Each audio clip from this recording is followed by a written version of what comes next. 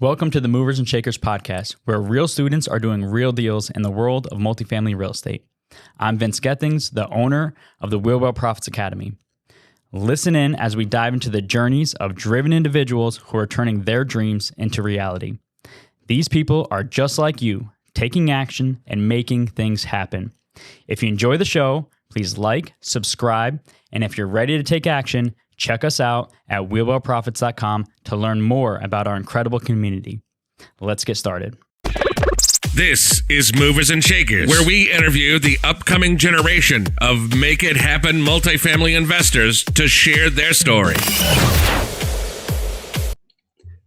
Welcome to the Movers and Shakers podcast. My name is Gino Barbaro. I'm one of the co-hosts of the show, a multifamily investor, educator, mentor, father, and I'm here with my brosif, Joshua Ryan Rusin. Joshua, how we doing, bro?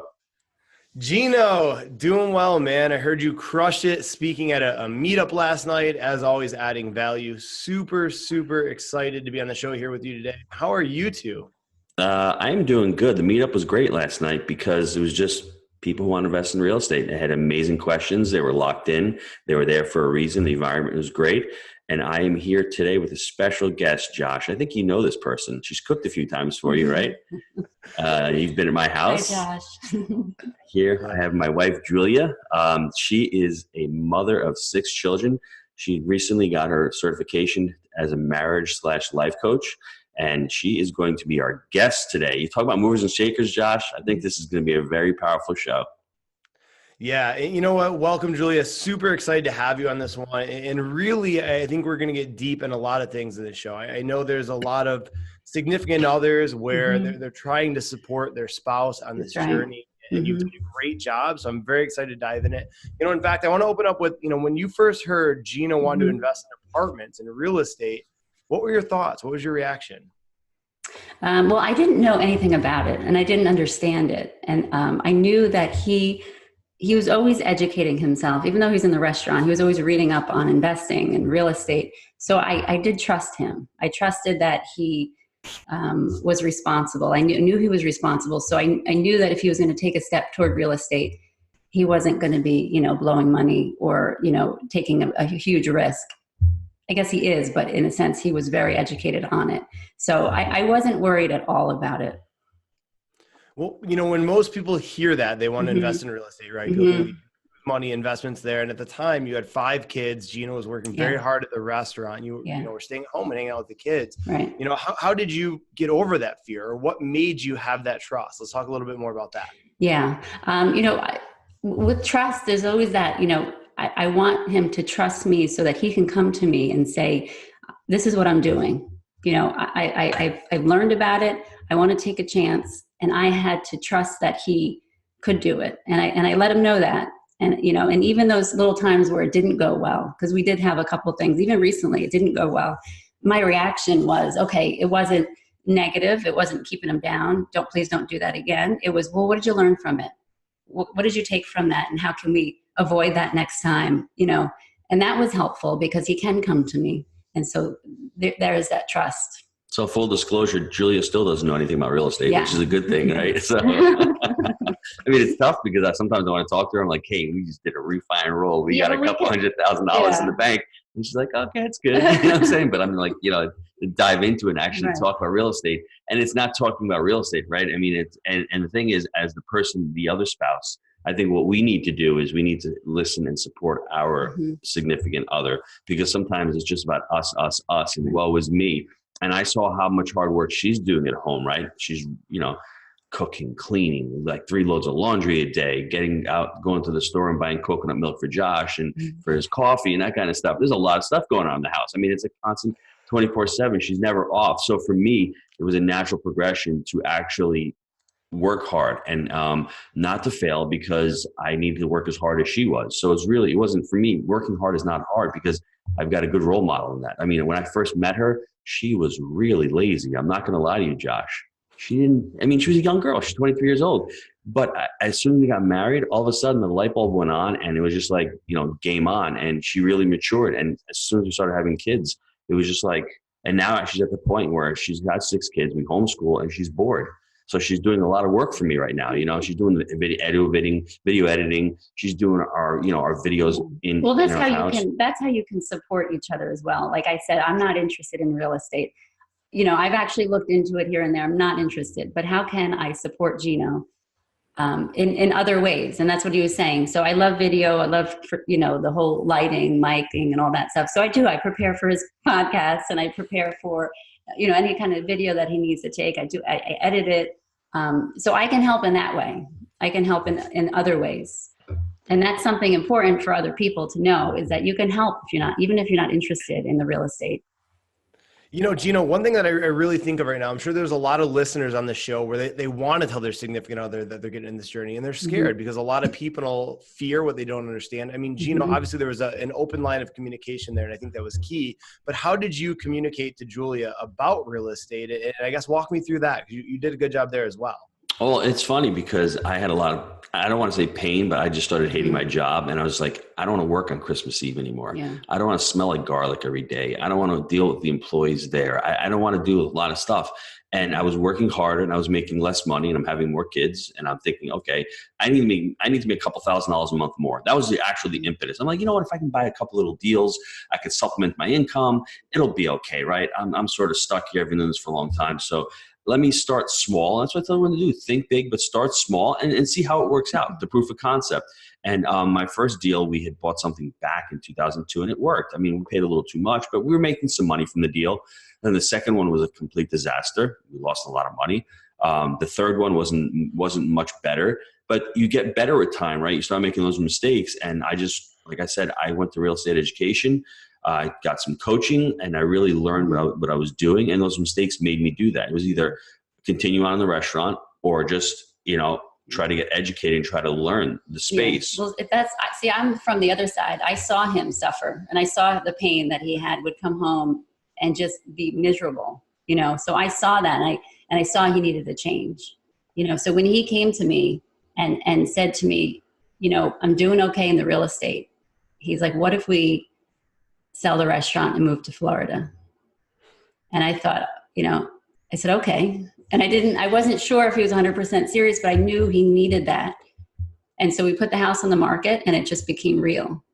And I thought, you know what, I'll do that. If that's going to make you happy, we can be happy together, because in marriage, it's, you have to be all in, you have to be all in and give your whole self. So in order to do that, you have to see the other person need a change and take those steps toward that change. Otherwise, one of you is going to be happy at home. The other one's going to be miserable. I think we both needed the change, though, because it was like New York was getting to be a drag. I mean, my wife, when it's 70 degrees out now, she wears a scarf down in Florida. So it's like, wintertime up here was really painful. And that's not even a joke. That's the truth. So we're up here last night in New York, and it's chilly now. So we needed the change. We needed new scenery. I love the beach, so we get to go walk on the beach. We ride bikes now. Yeah. We have a golf cart. I mean, the quality of life is immeasurably better. When we come back here, the hustle and bustle is great, but it's just not for us. And two, we had the kids. So, that's a common question. How did the kids handle it? Because here we are making this big decision, and the kids are all home. So we had, a little baby all the way to a senior in high school.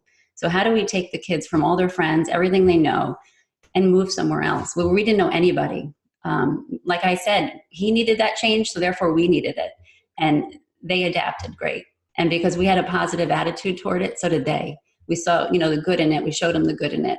We had people come visit. You always figure it out, but And full disclosure, nothing's easy in life that you want, right? The oldest two loved it. The middle ones, they hated it. It took them a little while to get used to it. But ultimately, they're not the ones making the decisions. You have to make the decisions for the entire family. Yeah. And I knew that if it didn't work out, I have no ego. I'm going to go back up to New York, sell what I got in Florida. I was renting for a year and move back up. And I had the pressure of the grandparents going, when are you coming back? Yeah. And I had everything. And now it's funny. Now that I did it, everyone's coming down because they can see there's a different quality of life. They can see that you can live better. You can, the weather's nicer. You're outside all the time. The people down south are just nicer. It's just a different way to live. And I loved it down there.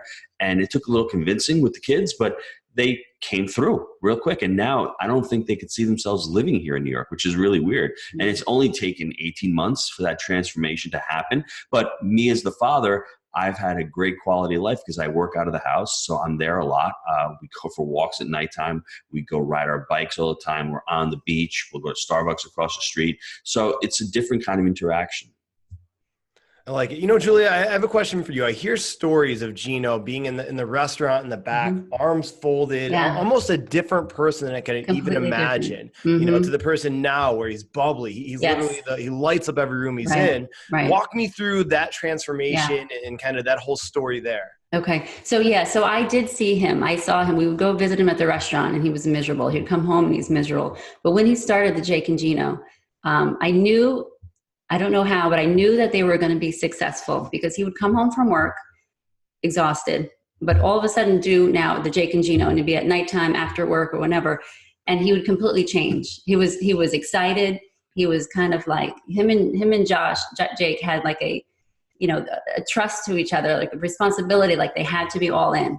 And I knew they were going to succeed because they loved what they were doing. They learned about it and they just put in their all. And he completely changed. And I watched that and I thought, well, this is definitely something he needs to do. Yeah, but that was my fault though. I could have reacted better at the restaurant. I could have said to myself, it's only temporary, or, you can be happy today and not expect something in the future to make you happy. So that was my fault. And that's why I went to life coaching school. And I think that was life coaching was a big change for him as well. Definitely. That was the big light bulb, because I figured out what my why was. My why wasn't to make money. My why was really to have a good career, a meaning career, and I didn't see that in the restaurant. That's why I created Gino's Family to garden with my kids. And I wrote a cookbook and I did a lot of videos with the children. That was a lot of fun. That's what I think I wanted to do. I wanted to be an entrepreneur and create a business. And I couldn't do that at the restaurant because the brick and mortar, I was trying and I just couldn't get there. It was a great, life coaching really changed my life. That's where I think the light bulb went off. I wish I'd found it earlier. I guess I wasn't ready for it. But that, to me, I think, started me on the path. I think you found it in the perfect time, because you do need your story. You do need that hard time to say, look what I came from. I'm going to learn and I want to get out of that. So you do need that hard time in your life to learn from and move forward. I agree. Tony Robbins says you either move towards pleasure or away from pain. And obviously Gino was doing the latter. Now, Julia, a lot of people listening here, they may be stuck in a career that they aren't happy with, right? It pays the bills and it's something that they're scared to make that change. What advice would you give to that listener that's hearing this right now and wants to take the leap to real estate, but is stuck on the fence? Yeah. I definitely pinpoint that pain. If it's just financial, take the chance. We took the chance. I didn't know if he was going to succeed, to be honest, when he did the real estate. My little backup plan was we would move in with his mother. So, that was my backup. I'm like, it's not going to work, so it's worth it. Look, if you can look toward the future and say, what could it look like? You see that and you're like, what, maybe I'll just give that a chance. I like it. Now, let's say you're the spouse on the other side and your significant other wants to start this business, and what tips could you give the listener of how to best support them? Make them happen and encourage them in this journey, because it's not easy. Definitely. I definitely encourage, especially in a couple or a relationship, to be open and honest, because that most of the time the communication is just missing. I can ask Gino, how can I support you? Tell me exactly how I can support you. Because I don't know, my support is different from what you need. So I need to know from you, tell me what I can do for you. And he should ask the same. And at the same time, we have to listen to each other and say, okay, do I have this right? This is what you need from me. Because if Gino just said to me, please support me, I might be doing things that he doesn't need. So it's important to have that open communication and to hear what you have to say. So let's talk about that and take it even deeper. What does that look like for you guys, and what do you think's missing? Is it just the communication for most people, or even getting clear on how to support them, the other person? Yeah. So like I said before, if I'm not supported at home, like if Gino came to me and said, I want to take this step into real estate, I'm just learning it, and you're not supporting me at home, it's going to be hard for me because I don't feel respected. I don't feel valued. So if you start on just that, so I can just speak from me as the wife. If he's going to respect me at home and value me, I can naturally support him and say, okay, I trust you. I'm going to let you take those steps toward wherever you're trying to get to, so. I think part of the problem with relationships nowadays is everyone wants a 50-50. Yeah. And she doesn't do 50% of the work. I don't do 50% of the work. If she's got to pull her weight one day, she does. Right. And the next day, if I've got to do something, I got to do something. Do you think I want to get on the plane? I love you, Josh. Don't get me wrong. But I don't want to be in Knoxville for 3 days. And I know she doesn't want me to be there. But for the greater good. To be 100%. And the best thing about it is that she sees how many people's lives I've changed. So now it's a lot easier for me and people that I've helped, right? Even last night at the meetup, to see all those people, to meet everyone there, what kind of community we're creating. So that's for the greater good. So I have to sacrifice a lot. I don't want to do it because it goes against my values of being at home and being a dad. But then I weigh that against the amount of people that I'm affecting, and I'm getting better at my craft, and I need to do it. So that's something that she needs to be supportive of. Like I promised to her a couple of years ago, I'm not going to be that guy in the road and all. And here we go. I've got several. I remind him all the time. So it's like, do you remember that time you said? And I'm like, what time? But I mean, but the thing is, so she comes to meetups with me now. She came to meet up with me last night. The kids come to the live events whenever possible. My son Michael went in Atlanta in January to the boot camp. So I'm trying to allow them to come more and make it more of a family thing and make them understand that this is something really cool we're doing. And I'm not doing this for fame or for fortune. And, I have to say the Jake and Gino community, when I first met them, like before I met them, I thought, well, all right, whatever. I don't know what you're doing. I don't even know what your job is at one point. I went to the first meetup and I met a lot of the Jake and Gino community. And I was like, oh my gosh, these people are genuine and they're unbelievable. So as I got to know them, it became easier for me to support him and easier for me to say, yes, go to that somewhere in Knoxville, and you have to go to that boot camp, go, because you are making a difference. So that alone actually helped me, because it's hard for him, or it's hard in general, to be a wife at home with children and have your husband leave. It's really difficult. But to see the people that you're helping was a big deal for me. And the hardest thing about that is you go away for the weekend, and then what we do. Monday we go back to work. Right. So it's like you have no time off, and which is fine. But the kids understand that when I come home, it's all right. I'll spend a half a day at nighttime, but it's the thing is, it's so much fun to do that it doesn't feel like work to me. I don't like the weekends because it's like everything's shut off and I can't interact with anybody. So once you see that, and I think if your spouse sees how much fun you're having and how enjoyable it is, and now that, she used to make fun of me being a life coach, and 6 months ago, she's like, what do life coaches do? Not much. They ask a few questions, and now she became a life coach. So the funny thing is, she, a spouse sees what the other one's doing and they really enjoy it, and they gravitate towards it. That's a great compliment to see that, I'm helping people out, and now she's doing the same thing. Yeah. Well, you bring up a good point here, right? When you were able to see the results, it made it a lot easier. But a lot of people that are in this, they may not have those results. And this is a good question for both of you. Right. Early on, when you make this commitment, this decision, but you don't have the proof or the tangible concept that you've done it, how do you garner that faith and that belief? It's really easy for me. Find a mentor or find a community that's doing it. Find a role model. If you are the type who likes Grant Cardone and his message, gravitate towards that. If you are the type who likes Jake and Gino and their message of family, gravitate towards that. Be selective with your mentors and with people who you look up to, because you want to mirror them. And that's why we have a lot of amazing people in our community, because we have a lot of families. Well, as the wife, though, to see, because I do get to talk to a lot of the spouses. And that's what it's important to say, okay, the community is pretty awesome. There's some really great people, and that a huge difference for me, That's awesome. I firmly believe you attract what you put out. And I highly, I'll give it to you guys. I highly look up to you and the values and the way you live your life. And obviously that reflects with the type of people we attract within the community. So big props there. Okay, so I want to thank you, Julia, for being an amazing guest on the show and sharing your movers and shakers story, and honestly just being an inspiration, right? I believe this truly is a topic that isn't really talked about here, being a significant other of an investor and how to support them and what that looks like, right? So with that, guys, if you want to be the next movers and shaker, email me, josh@jakeandgino.com. And if you like the show, please leave us a review. Until next time, let's make it all a movers and shakers week. See ya. Josh, Hi, Josh. Couple things. I don't want everyone to leave yet. If they need to get in touch with Julia, or if they have any questions, just email Julia at juliabarbaro@gmail.com. Julia, JuliaBarbaro @gmail.com. And I know it's difficult, and I know it might be a scary thing, but if you're looking to change your life, you've got to take massive action. And sometimes you need somebody to speak to or somebody to look up to. And if you need that, Jake and Gino community is here, and my wife would be more than happy to answer any questions. So let's keep making it happen, Josh. Let's keep moving the needle. Let's keep inspiring people. Let's keep telling people that you need to take action. You need to know what your why is. And at the end of the day, have some clarity and know what you're trying to achieve. Well said. Thanks, everybody.